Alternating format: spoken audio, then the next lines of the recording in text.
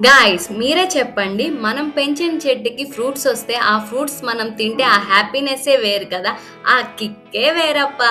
Same అలానే మా గార్డెనింగ్‌లో అయితే మామిడి చెట్టొచ్చిందని చూయించాను కదా! దానికైతే చాలా కాయలొచ్చాయి.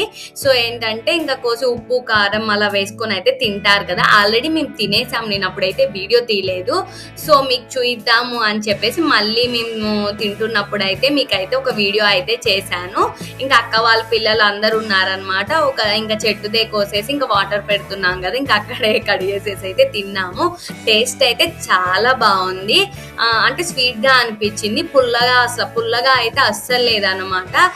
మా హ్యాపీనెస్ కన్నా గోపి అయితే ఫుల్ ఖుష్ ఉన్నాడు. ఎందుకంటే తనకి గార్డెనింగ్ ఇష్టం కాబట్టి తను తీసుకొచ్చి పెట్టిన చెట్టుకి అలా ఫ్రూట్స్ వస్తే ఆ హ్యాపీనెస్సే వేరు కదా!